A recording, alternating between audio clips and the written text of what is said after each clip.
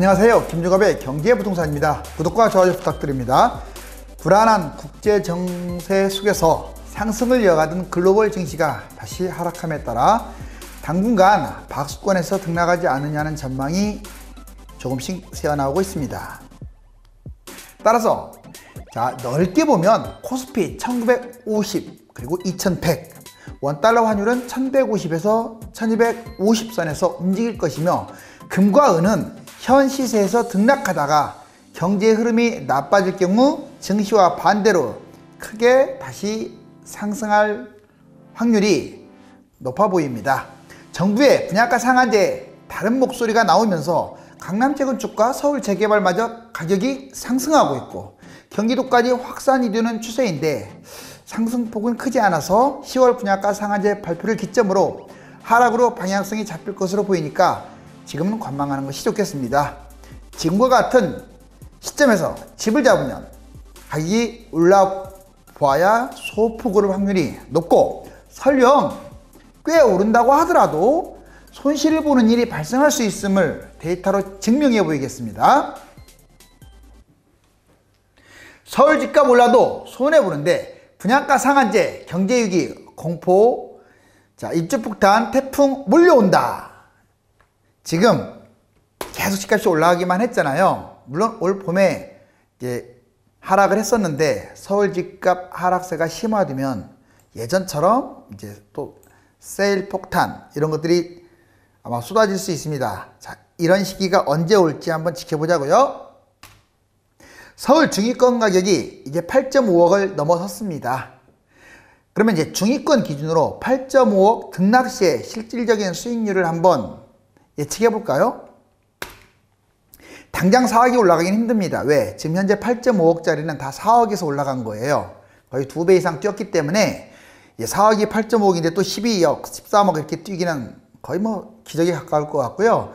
이제 1, 2년 횡보를 하든 하락을 하든 소폭 상승을 하든 이제 그런 흐름이 1, 2, 3년 이어진 다음에 다시 상승할 가능성이 높습니다. 일단 총 6가지 상황으로 보자고요. 우선 4억이 상승했다. 아주 기분 좋겠죠. 지금 5에서 8년 후에 이제 아마 제가 보기에는 5에서 8년이 지나야 4억으로 상승할 가능성이 커요. 한 번은 조정한다고 생각이 되거든요. 순수익 2억대밖에 먹지 못합니다. 설령 비과세로 판다고 할지라도 4억이 다 온전한 4억이 아니에요. 자기 돈을 다 8.5억 넣은다면 그때는 3억 정도 조금 언저리 먹을 수 있을지 몰라도 그래도 3억 넘기기 힘들고요. 대출까지 낀다 그러면 2억밖에 수익이 안 날 수 있어요. 왜? 9억을 넘어가면 1주택일지라도 양도세가 상당히 많이 나오거든요. 그걸 여러분들 간과하면 안 돼요. 대출까지 꼈다 4억 올라왔자 2억대밖에 2억이나 먹으면 잘 먹을 수도 있어요. 기간이 이렇게 5년에서 8년 예측이 되는 시점이기 때문에 이제 3억이 올랐다. 이것도 상당히 많이 뛴 건데 8.5억짜리가 대충 한 4, 7년 후에나 현실적으로 이 가격에 도달할 것 같아요. 그러면 순수익 잘해야 1억대입니다. 아니면 1억 미만으로 떨어질 수도 있어요. 이건 대출이 얼마나 받느냐에 따라 달렸어요. 그 다음에 1억이 상승했다. 대략 한 3에서 6년 후에 현실적으로 이 시세에 돌아갈 가능성이 큰데, 그러면 순수익은 보합권 또는 손실을 볼 수도 있습니다. 1억이 올라봤자 여러분들 실제 내 거 1억이 되는 게 아니에요. 그래서 상투장에 잡는 게 아주 나쁜 거예요. 여러분들 손실 봤다고 누가 정부에서 돈 줍니까? 근데 올라가면 세금 뜯어내잖아요. 왜 이런 일이 벌어지냐면 지금 8.5억, 이 9억이 넘어가면 사실상 20, 30% 세금은 피할 수 없기 때문에 그런 거예요. 거기다가 대출 이것저것 따지면. 그 다음에 이번에는 하락을 봅시다. 만약에 1, 2억을 하락했다. 대략 0에서 3년 후에 당산 현실적으로 내년, 내후년에 하락할 가능성도 커요. 이거 올해 하락할 수도 있어요. 순수익은 오히려 마이너스 2, 3억으로 추락할 수 있습니다. 플러스 1억이 더 더해질 가능성도 높아요. 그 다음에 이제 3억이 하락했다. 현실적으로 1에서 4년 후에 닥칠 가능성이 큽니다. 순수익은 3억이 하락한 게 아니라 마이너스 4억. 대출을 받았기 때문에 아마 그 정도 가능성이 커요. 4억이 하락했다. 현실적으로 2에서 5년 후에 아마 닥칠 가능성이 큰데 순수익은 마이너스 5억. 이처럼 자 상승을 했을 때와 하락을 했을 때, 상승을 했을 때도 이렇게 4억이나 뛰었는데 2억대밖에 못 먹고, 그 다음에 하락했을 때는 오히려 이 하락한 것보다도 플러스 1, 2억이 더 얹어지는, 과연 이런 투자를 할 필요가 있을까요? 서울은 지금 8.5억, 대략 9억에 가깝기 때문에 상당히 이 부분이 현실적으로 여러분들 판단을 해야 할 문제입니다. 다음으로 이제 서울 일반 재건축 아파트, 그렇다면 최근의 흐름은 어떻냐? 자, 그 이전에도 계속 올랐어요. 5, 6월 달부터 8월 9일부터 9월 6일까지 현재 보면 0.3, 0.2, 0.3 여기서 왔다 갔다 하다가 자 이제 8월 말부터 크게 뛰었습니다. 그러더니 9월 달에 들어와서 소폭 지금 하락 중이에요. 심리지수도 9월 달 들어와서 좀 꺾이고 있습니다. 그렇지만 계속 지금 올라가고는 있어요. 다시 또 이제 왜 반등을 하고 있냐면 정부가 다른 목소리를 내니까 그래요. 다른 목소리 정말 이해가 되지를 않습니다. 자, 서울 아파트 매매 가격 변동률 지금 재건축도 지금 뛰고 있잖아요. 9월 6일 이게 지금 정말 말인지 된장인지는 모르겠어요. 정부가 집값을 잡겠다라고 하는 마음이 있는 건지 소주성에 좀 미쳐있다라고나 할까요? 이제는 자, 서울 평균 강남 3구 제외 서초구, 강남구, 송파구 집값을 한번 알아볼까요? 지금 강남 3구 제외 여기 보면 서울 평균적으로 여기 이제 9.13 대책 2018년 9월 달과 2019년 9월 6일 현재를 한번 기준으로 잡을게요. 이때 조금 오른 듯 하다가 정체했죠. 약간 하락했어요. 크게 하락한 것도 없습니다. 지금 한국감정은 아주 폭락한 것처럼 얘기하는데 다 거짓말이에요. 자, 올라갑니다. 그래서 지금 신고가를 찍었어요. 상당히 많이 올라왔죠. 여기에서 여기까지. 오히려 최근 시세가 지금 신고가예요. 정부가 집값을 지금 방치하고 있다는 생각이 듭니다. 강남구 한번 보실래요? 여기 보세요. 자, 2018년 9월 달 강남구는 그나마 빠졌다가 다시 최근에 너무 뛰었어요. 신고가를 찍고 가고 있습니다. 자, 분양가 상한제 얘기가 나오면서 추첨하다가 또 다시 또 치고 가는 모양새예요. 서초구도 비슷하고요. 자, 송파구 역시 많이 하락했다가 다시 신고가. 즉 서울을 비롯해서 강남 3구 어디 할 것 없이 모든 구가 신고가를 찍었다. 이게 현실이에요. 뭐 신고가 찍었다 해서 엄청 뛴 건 아니지만 지금 한국감정원에서 말한 것보다 훨씬 많이 오른 건 사실입니다. 다음으로 자, 향후 매수해야 할 서울 아파트는 어디냐? 그렇다면 지금 집값이 많이 올랐는데 도저히 매수하면 안 되냐? 그렇습니다. 매수해서는 안 됩니다. 이 시점에서는 기다려야죠. 아까 제가 비록 서울 평균 아파트 중위권 가격을 말씀드리면서 손실과 이익을 제가 제시해 드렸지만 굳이 꼭 매수하겠다면 이걸 잘 기억하시기 바랍니다. 자, 서울 집값 부추기는 말들. 현재 가격이 가장 싸다. 특히 전문가 임대하고 투기, 사실상 투기꾼이에요. 그게 전문가입니까? 자, 가장 싸다. 서울은 공급이 적고 땅이 좁아 계속 오른다. 지금 집값이 이렇게 많이 폭등했습니다. 이렇게 폭등했는데 여기서 또 올라간다고 계속 하는 사람은 전문가가 아니에요. 그런 사람들은 바람잡이고 사기꾼이지. 정말 틀린 거 아니잖아요. 2배, 3배 뛰었는데 무슨 전문가입니까? 자, 계속 오른다, 오른다. 어떤 목적이 있겠죠. 자, 그 다음에 유동자금이 서울 아파트로 쏠린다. 서울은 공급이 적고 땅이 좁아서 계속 오른다. 이것도 얼뜻 보면 틀린 말은 아니지만 제가 말씀드리잖아요. 2023, 4년에 왜 떨어졌어요? 그리고 2010년이 지나 2013, 12, 13년에 왜 폭락했습니까? 서울이. 그때 금융위기도 아닌데. 자, 답 나오잖아요. 서울은 계속 올라만 갔어야 돼, 그동안에. 근데 폭락도 하다가 폭등도 했다가 계속 반복하고 있어요. 뭐 학습 효과라고요? 절대 그렇지 않습니다. 세상 모든 삼라만상 만물은요. 상승이 있으면 하락이 있는 거예요. 자, 유동자금이 서울 아파트로 쏠린다. 언제는 안 쏠렸습니까? 그러니까 이런 말들에 휘둘리면 안 돼요. 두 번째, 주택 투기를 이끄는 세력이 누구냐? 건설사입니다. 가장 큰 게 건설사예요. 지금 분양가 상한제 못하게 도배질하고 있잖아요. 그거 하면 집값 뛴다고. 여러분들 뉴스 한번 보세요. 90%는 다 도배질하고 있어요. 건설사가 자기들 엄청 손해보니까 못하게 하려고 지금 별짓을 다 하는 거죠. 기득권 보세요. 자, 이 기득권 세력들, 뭐 대기업의 어떤 만화님이나 이런 사람들이 집을 수십 채 잡지 뭐 일반인들이 잡겠어요? 뭔 말인지 이해가시죠? 그런 사람들이 집을 수십채 잡고 돌리는 거예요. 그러니까 폐지 안 하죠. 주택임대 사업도. 자, 언론. 뭐 말하면 두말하면 잔소리입니다. 이렇게 집값이 뛰었는데도 앞으로도 계속 뛸 것처럼 특히 보수 언론들이 더 심한 것 같아요. 자, 그 다음에 물음표가 있습니다. 자, 물음표는 누굴까요? 안타깝지만 집값을 잡아야 할 누가 지금 집값을 잡아야겠어요? 바로 그 사람들이 집값 띄우는 것도 있어요. 자, 누구라고는 말 안 하겠습니다. 세 번째, 서울시. 자, 매수시에 안전하고 기대치 높은, 그러면 어떤 걸 잡아야 하느냐? 굳이 나는 꼭 잡아야겠다. 이런 것들이 안전해요. 확실합니다. 5억 미만이 안전해요. 서울은 계속 뛸 거니까. 물론 떨어졌다 뛰더라도 많이 데미지가 적습니다. 유형은 소형입니다. 노도강, 노원구, 도봉구, 강북구, 은서, 자, 은평구, 서대문구, 중랑구, 금광구, 금천구, 관악구, 구로구, 최근 관악구는 많이 뛰었기 때문에 예외입니다. 시기는 언제가 좋냐? 2019년 겨울, 즉 분양가 상한제가 발표된 이후부터 향후 3년간을 시기로 보고 있습니다. 그래서 여러분들 올 겨울부터 급한 사람들은 이제 조정할 때 잡으시고요. 어차피 지금 상황에서 계속 폭등하지는 않을 것 같으니까요. 향후 부동산 변수가 있습니다. 자, 이 정부가 지금 일부러 그러는지 아무튼 주택 임대 사업 이게 어디까지 이어질 것인지, 두 번째 분양가 상한제, 분상제, 그리고 경제 침체, 기타 요인들은 많은데 이 세 가지가 핵심 키워드입니다. 여러분들 전용 3억 원 이하 거래된 서울 아파트 여기 보세요. 도봉구, 구로구, 은평구, 그 다음에 서대문구, 제가 말했던 중랑구, 관악구, 금천구, 노원구. 지금 이런 곳들이 3억 원 이하들이 꽤 많아요. 자, 제가 장담할게요. 10년 지난 다음에 서울에 지금 못 산다고 말하는 노도강 이런 데는 경기도를 압도할 거예요. 정말 압도할 겁니다. 아까 지금 당장 뛴다는 얘기가 아니라 서울의 입지는 중장기적으로 밝은 건 사실이에요. 그렇기 때문에 여러분들이 같은 가격, 비슷한 가격이라면 경기도를 잡지 말고 서울을 잡는 건 맞아요. 지금이라도.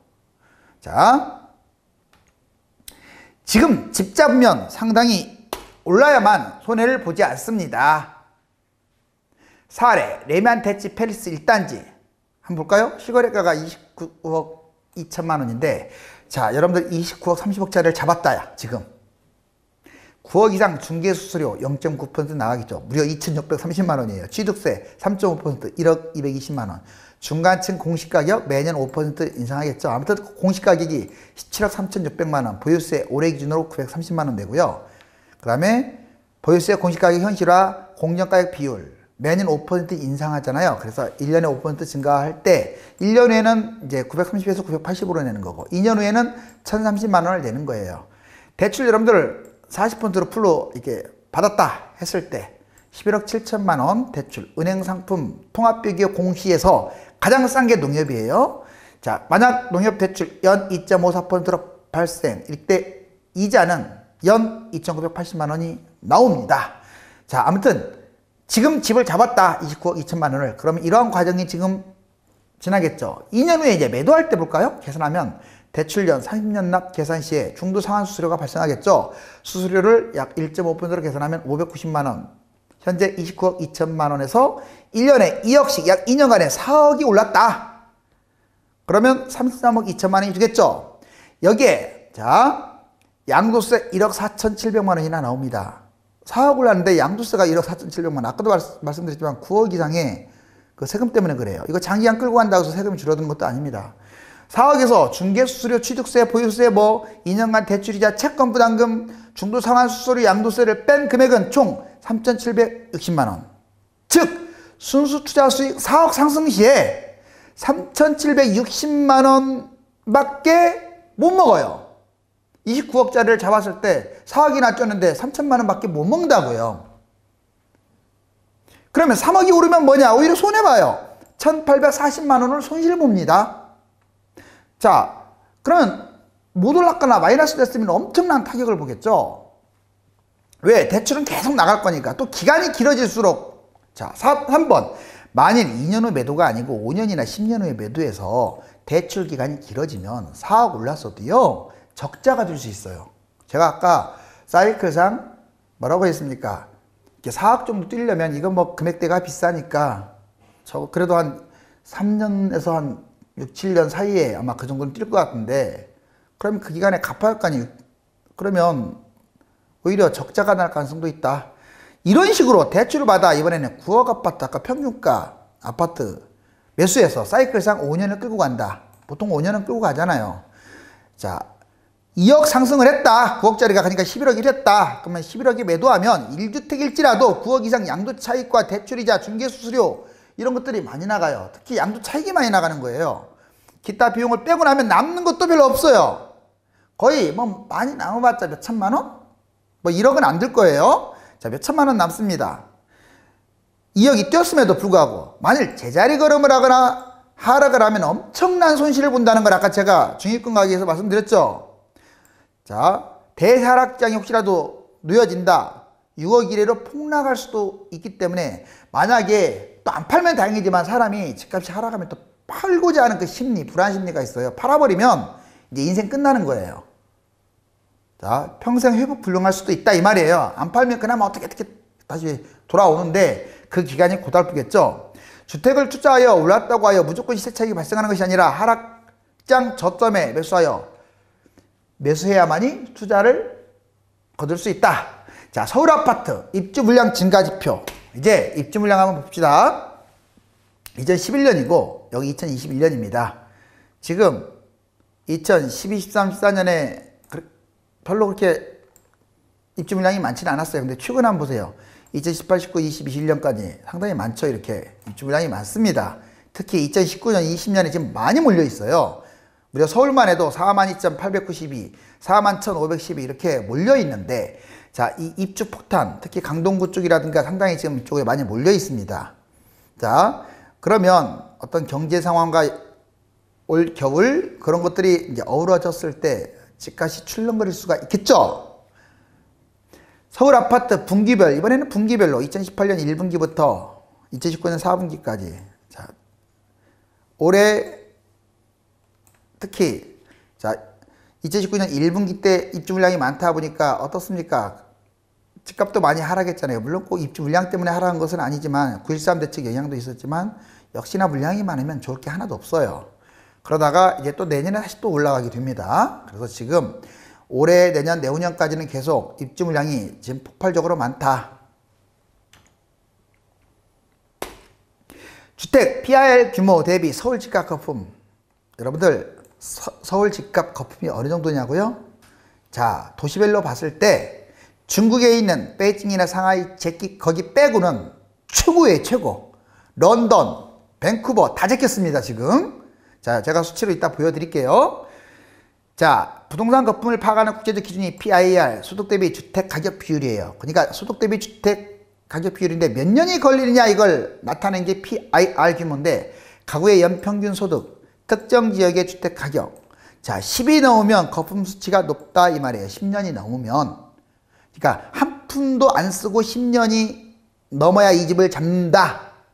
그러면 이건 거품이 높다. 여기 보시면 홍콩, 베이징, 상하이, 시드니, 밴쿠버. 지금 밴쿠버 12.6 그리고 19.4, 17.1, 뭐 12. 지금 거의 다 중국, 홍콩이 앞쪽으로 하고 그 다음 서울은 11.2인데 11.2가 아닙니다. 14. 지금 5예요. 5. 자, 14.5는요. 밴쿠버 지금 그렇게 안 올랐거든요. 12.6 제꼈고 시드니 제꼈고요. 그 다음에 상하이, 베이징 16.4 거기에 이제 근접하는 수치예요. 쉽게 말하면 중국 다음으로 가장 비싼 곳이 서울이라는 거예요. 그건 우리가 알고 여러분 여기 보면 뉴욕, 뭐 LA 이런 거 8밖에 안 돼요. 도쿄는 4.8밖에 안 되고요. 자, 그런데 아직도 지금 뭐 우리나라 집값이 낮다는 등 그 PIR 규모가 무슨 근거로 그런 얘기가 나오는지를 모르겠어요. 이건 국제 표준 규격입니다. 좀 더 보자고요. 자, 서울 보세요. 지금 2009년부터 2018년까지 2009년에 12.1이었어요. 그때도 꽤 높았잖아요. 2007, 8년에 올라가지고. 자, 여기 보시면 2012, 13년에 그나마 PIR 규모가 10 밑으로 내려갔어요. 그때 폭락했을 때잖아요. 서울 집값이. 그런데 2018년 보세요. 13.4까지 치고 올라가죠. 자, 아까 제가 14까지 올라갔다고 했잖아요. 여기 보세요.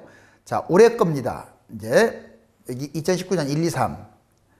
작년 하반기부터 14 이렇게 831 대책 직전에 14.3을 찍고 조금 오래 들어와서 14.2, 14.1 하락하는가 싶더니 다시 뛰었어요. 이게 3월까지밖에 안 나왔지만 지금 이렇게 신고가 찍었다고 아까 말씀드렸잖아요. 이게 바로 14.5 이상이라는 거예요. 지금 현재 디플레이션 공포와 소비자 물가 및 심리지수. 지금 보시면 이제 디플레이션이 뭡니까? 물가가 하락하고 기업 투자 생산 감소하고 고용이 감소하고 그러다 보니 실업자가 증가하겠죠. 가계 재정은 악화됩니다. 가계가 집안이 이렇게 악화되면 이제 소비가 위축되겠죠. 그리고 물가 하락, 이게 악순환이 계속 반복되는 거예요. 이걸 좀 더 요약하면 물가 내려가고 투자 적게 하고 성장도 낮아지고 다시 물가 하락하고 투자, 이런 식으로 또 반복된다는 거예요. 결국 채무 상환 부담이 생기고요. 보유자산 매각 및 자산 가치가 하락하게 돼요. 경기 침체는 골이 깊어지는 거고요. 디플레이션 좀 더 이어가면, 자, 주요 지역별 주택 매매 시장 소비 심리 지수. 다른 곳 수도권과 서울을 한번 볼까요? 경기 이렇게 세 군데. 보시면 2018년 지금 주택 매매 시장, 여기 보면 10월 이후에 전체적으로 수도권들 이렇게 좀 떨어졌어요. 여기 보시면 100에서 98.8, 96.5 뭐 이렇게 하잖아요. 그러다가 5월부터 증가합니다. 5월부터 증가 이렇게 했어요. 실질적으로. 자, 증가했어요. 서울도 지금 이렇게 하락하다가 역시 대충 5월 기준으로 엄청나게 뛰었죠. 137.8까지 뛰었어요. 경기도 역시 떨어지다가 5월부터 증가합니다. 한국감정원은 마치 7월부터 뛴 것으로 되어 있는데 이게 맞아요. 자, 그런데 8월 달에 꺾이게 돼요.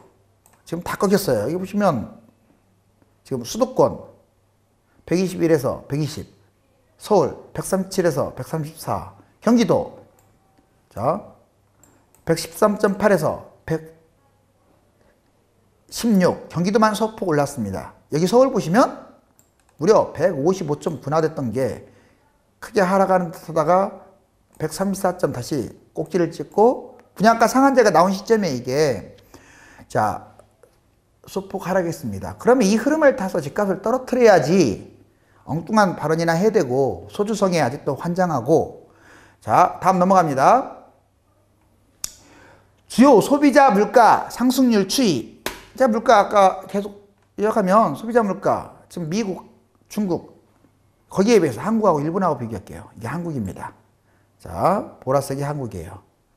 0.5죠. 일본 계속 밑에서 놀고 있죠, 이렇게. 그런데 지금 0이 여기죠, 0이 여기인데 지금 0 밑으로 내려와 버렸어요, 이렇게 우리나라가. 여기 보세요. 자, 소비자 물가 추이 2018년 8월, 2019년 1월 여기 지금 실질적으로 0 밑으로 내려왔잖아요. 자, 일본보다도 더 지금 물가가 떨어진 상태예요. 물론 이게 일시적일지 더 지속이 될지는 좀 더 계속 지켜봐야겠지만 이건 충격적인 겁니다. 지금 상당히 오랜만에 떨어진 거기 때문에. 경기 침체 공포, 이것도 여러 번 얘기해 줬죠. 자, R의 공포라고 하는데 아까 디플레이션 D의 공포는 지나갔고요. 이제 경제위기 각종 지표 지금 보시면 우리나라 어떻습니까? 여기 보시면 우리나라가 지금 278, 일본 다음으로 부채 비율이 많아요. 일본은 정부가 지금 부채라서 그나마 그런데 우리나라 지금 뭐 압도적이잖아요. 이거 어떻게 하겠습니까? 자, 부채. 그 다음에 자영업자 부채. 2018년, 2019년 보세요. 190조였던 게 지금 213조. 지금 장사는 안 되고 텅텅 공실돼 있고 상가는 많고 지금 돈은 뭐 많이 풀렸다고 하는데 일반 서민들 또 중산층도 마찬가지예요. 돈 구경하기가 힘듭니다. 자, 월별 경상수지 보세요. 추이. 지금 마이너스로 떨어진 거 아시죠? 그러다 플러스 마이너스 왔다 갔다 하고 있고 경제 성장률은 지금 곤두박질 쳐가지고 2포인트에 대해서 지금 1포인트대로 지금 떨어진다는 얘기 나오고 있고. 다음으로 미국 장단기 금리도 역전됐어요. 그래서 이제 아래 공포라고 하는 거잖아요. 10년짜리가 지금 2년짜리보다 더 낮습니다. 이자가. 그뿐만 아니라 미국, 독일, 영국 지금 전체적으로 0을 향해서 치닫고 있네요. 금융위기 전조 증상이 나타나고 있고. 자, 우리나라도 금리차가 지금 역전되고 있고 이 장단기 금리에서 특히 우리나라 거 국고채 3년 금리 그리고 3개월 이게 지금 점점 하락폭이 확대되고 있어요. 그러다가 지금 최근에 다시 회복을 했는데 다 마이너스네요. 계속 이렇게 단기 금리, 여러분들 장단기 금리가 역전된다는 것은 상당히 경기가 지금 침체 쪽으로 빨리 들어가고 있다는 거예요. 서울 집값 올라도 손해보는데 분양가 상한제, 경제위기 공포, 입주 폭탄, 태풍까지 몰려온다. 제가 지금 말씀드린 게 결코 과장이 아니죠? 조목조목 설명해 드렸습니다. 지금 집값이 그동안에 폭등만 했습니다. 무주택 서민들의 눈물을 누가 닦아줄까요? 자, 집값은 많이 하락하면 저 역시 앞장서 가지고 매수하라고, 매수하십시오. 여기 하십시오. 여기 좋습니다. 계속 노래 부를 거예요. 그렇지만 지금처럼 거품이 심한 상황에서 주택을 매수하면 안 된다고 말할 수밖에 없습니다. 뭐든지 빠지면 사라고 노래 부르는 거고요. 올라가면 사지 말라고, 팔라고 할 수밖에 없어요. 가격이 조정받아서 부동산을 추천하는 그날이 빨리 왔으면 좋겠습니다. 자, 다음 시간에 보다 알찬 컨텐츠로 여러분들 찾아뵙겠습니다. 감사합니다.